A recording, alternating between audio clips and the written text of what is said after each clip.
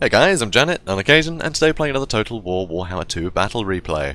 So, it's been ages guys, it's been ages. I've been waiting for this headset to arrive for like a week, so I haven't been able to record anything. So this is the first time I've recorded in a week, and god, it feels good to be doing it again. So, as you can see, slightly unconventional army. So I'm playing as the Wood Elves, and I went with a War Dancer front line.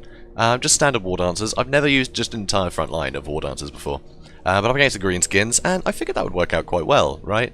Because there's a lot of cheap infantry that greenskins can throw at me, so having something that can just tear through infantry as well as a War Dancer can, it kind of made sense to me. So, but in case he had a load of Black Orcs and things, I needed something that could hold for a while. So I actually went with a Treeman, a Branch Wraith instead of the usual Spell Singer, and I went with Orion as well. So these guys were able to hold out pretty much on their own against, you know, most opposition, which is pretty good. Like a spell singer, like Azhag can take it out in 2 hits, and there you go, no more spells. Branch Wraith, bit more difficult. So yeah, it's a good pick, I think, against something that, you know, where Azhag is a popular pick.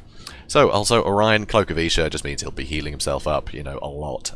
He's very hard to take down, so you know, pretty handy. So obviously missiles are gonna be a problem, but I have some tools for that. So if we go over here, you can see I've got the Sisters of the Thorn. Now these guys get a couple of free spells. One of them is the Curse of Azhag, however you pronounce it. They've got the curse, okay? So you can see it lowers melee attack, which would be really useful in the front line. You know, it'll stop you know, just any units from being able to sort of kill the glass cannons, right, that I've brought along, so they can hold out for longer. So that's great. Also lowers speed, if in case I want to sort of catch up to something, which is nice, or escape from something, so that's really good. And also it lowers accuracy by 60%, so if they've got a load of archers in the back, I can drop that on them, and they just won't be able to hit my War Dancers anymore, which is great. And also, I've got the Shield of Thorns. So again, it puts up damage, which is really good, and it's by a percentage. So you know, that's pretty good when you've got some quite hard-hitting infantry, like the War Dancers. So that's pretty good. Also, it puts up missile resistance by 22%. So again, it keeps them safe from that archer fire if he's brought it. So that really helps sort of fill in the gaps. And as well, they're just really mobile cavalry. They're really useful. So I do rate these guys, and you know, poison missiles as well. They're pretty cool.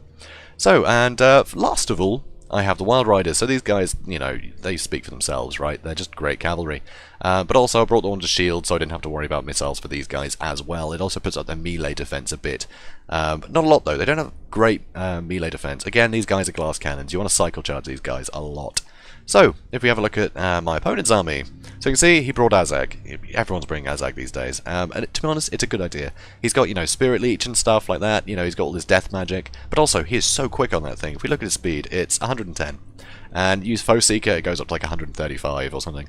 So he can outrun any, like, dragon or eagle or whatever. He can just escape, which is great. That's really useful for, like, a spellcaster to be able to get away. But actually, if we look again, you know, 480 weapon strength, a lot of armor piercing. He's pretty deadly for hit and runs as well, so a lot of utility out of Azhag.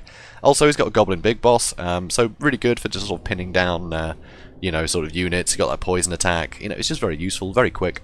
Front line of Orc Boys, not going to be a problem for the War Dancers, but they are being backed up by Trolls and Black Orcs. He also has 2 units with Night Goblin Archers that are, of course, going to do quite a lot of damage if they get some good volleys off. So, yeah, a bit scary. The Trolls, not massively armoured, but they do hit really hard and they do regenerate. So I'm not entirely sure how that would pan out. Well, I do now, but at this point I had no idea. So yeah, fun experiment. So Black Orcs though, they are really going to hurt. Yeah, they are definitely going to hurt. They're just that so armoured, you know. It's going to be hard to get through it. So also, he's got 2 units of Night Goblin Squig Hoppers. These guys, a load of utility. If we have a look at these guys as well, poison attacks, armor piercing, they've got anti-infantry, they're just very useful. And if you look at their speed, it's only 3 less than the Wild Riders. So if they get 1 hit off, the Wild Riders are going to get poisoned, and yeah, they won't be able to escape the Squig Hoppers. Which means that these guys will be able to get involved as well, the Orc Boy Biggins. So really good anti-large contingent. And honestly, they're a must against the Wood Elves, I think, because if they land a dragon, you can just surround them with Orc Boy Biggins, and they can't escape. And with all that anti-large armor piercing damage, they just wreck dragons, and also, you know, ladies on dragons, or, you know, Glade Lords. So pretty useful. So let's speed things up and see how it goes. So as you can see, I'm heading straight up the hill. I've got a nice loose formation because I wanted to make the most of my maneuverability, basically. So I wanted to make sure that, you know, if stuff was in a big solid line, these guys might be actually fighting 2 or 3 units at a time, but it means that I can flank around. and sort of get through gaps, do whatever. So I wanted to have nice spread out units and come at them slightly staggered. So, you know, it works. So over here you can see I've got one unit of War Dancers I sent around this way, basically just to hold up everything that was trying to flank around here. Look at all these units, they're all going to get caught on these War Dancers. Just you wait. So I'm trying to get some early damage on Azhag, so I'm throwing Javelins with Orion and the Sisters of Thorn, but it's not doing a huge amount of damage, so I'm just going to wade in there, try and get rid of these Trolls with Orion. So you can see Treeman versus a Goblin Big Boss. It's not great for the Big Boss, I've got to say. So I used Melkor's Mystifying Miasma on the Black Orcs, trying to slow them down so they couldn't back up their front line quicker. You know, as quickly. And also it does a bit of damage, which will help the War Dancers out. And I also use Shield of Thorn, so I can get some more damage in there, which is pretty good. And I've just been charging my Wild Riders straight through the lines, just keeping them out of reach of these Orc Boy Biggins. And I'm just going to keep cycling around. Here, though, I do actually bring a second unit of War Dancers in, because they've completely annihilated those Orc Boys. So getting some more damage on there. So I get a Penundral Pendulum, does almost nothing. In fact, it's just routed my own guys. So a Purple Sun Azirius went down and did some damage to my Sister Thorn, but it's a very expensive spell. So I don't think it was totally worth it to put it there. So still running around the back lines. I've got my War Dancers and Wild Riders are just having a frenzy here. They're having a great time. They're having an absolute great time. And most of his army is wrapped up by very few units. You know, they've taken out one unit of War Dancer, but I got another one.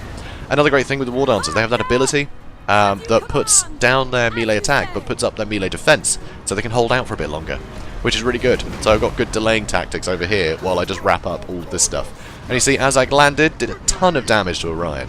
He hits like a truck, but against this sort of, you know, sort of goon squad, it just didn't stand a chance. So he's been routed off. He will come back though. So the Goblin Big Boss is coming back in, as are the Trolls. They just keep getting terrified away because their leadership's so poor. But here you see the Squig Hoppers are coming in. He's just trying to take down Orion. So one mistake I made in this battle, actually, is Orion's Bombard abilities. I had both of them, and I wasn't using them over here. I completely forgot to use them. I used them like once or twice, but after, you know, most of those units had spread out, so it wasn't very good. So some War Dancers are coming back. I don't think I even noticed, actually. I've kind of got all the tools I need over here. So I didn't really need to go hunting down routing units, so that was fine. And here you can see these Black Orcs, they've been fighting this unit of War Dancers pretty much the entire time now, and somehow these guys have come out on top. Obviously I've got some War Dancers now coming the back, but the fact these guys have held out is impressive, isn't it? So I'm very impressed by these ladies. So over here you can see the Orc Boy Biggins. They got pretty decimated by War Dancers, which are now going on a tear through, you know, the countryside. But yeah, now I can just finish them off with the cavalry. I don't have to worry too much about their anti-large because their leadership is so poor. I can just hit them very quickly and they'll rout. So I don't have to worry too much about like prolonged combat with them. So over here you can see he's getting archers on my War Dancers. I'm going to ignore him with them. I'm going to get the cavalry on them. So I got some more cavalry there, and there goes my second unit of War Dancers from this blob, unfortunately. But I'm chasing down everything else. I'm making sure these trolls aren't coming back. I think originally they just got terrified, but now they're gone. So here I'm finishing off this Goblin Big Boss, but Azhag is coming in again to try and deal with Orion. And see, Orion has taken a ton of damage, another big chunk there. So, but obviously with this, you know, everything else needs to compete with. Azhag's not long for this world, and unfortunately these trolls are taking a while to come and back him up. So you'll see. Yeah, poor guy. And also, the Goblin Big Boss isn't even fighting, which is unusual. But at this point, I've just wrapped up so much stuff in the back that army losses will trigger any minute. So, it means I don't even have to fight these Black Orcs, which is great. I could just, you know, waste their time for the entire battle. So there we go, Pyrrhic victory. So this was a fun one, actually, because I'd never used this build before. I'd never tried this out, but actually it works really well. Because War Dancers didn't used to have the anti-infantry bonus, but it's made them really formidable. I really enjoy them now. So this has been good, actually. I'd like this army. I need to try it again, I think, to really get a feel for it. Because yeah, not using Orion's bombard abilities was pretty dumb, but still, you know, it's fine. Also, that pendulum was a bit of a waste, but you know, it was going okay in the front line, so I wasn't taking it too seriously. But yeah, just say Killzone Calzone or Killzone Calzone. I've seen him knocking around on Turin's Discord, I think. So yeah, if that's you, and you know you see this, say hi. Yeah, and also you can answer the question: do you have the DLC for you know, for the Regiment's Renown? Because it's weird to see an army without them, and you know, that gives you a lot of variety. It might have performed better against this sort of army to have more, you know, just random combinations of units.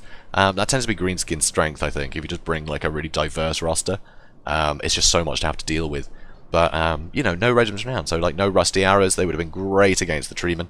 So, so like I said, I need to try this out again, because there are a few tools which are almost mandatory for the greenskins nowadays, that, you know, weren't brought. So it would be interesting to play another greenskin player and really give this a go. So, anyway, guys, if you enjoyed this video, please do comment, like, and subscribe, and I'll see you in the next one, which will actually be tomorrow, rather than, you know, a full week away, which is, you know, which is great. Anyway, so I will see you in the next one, guys. Have a good one.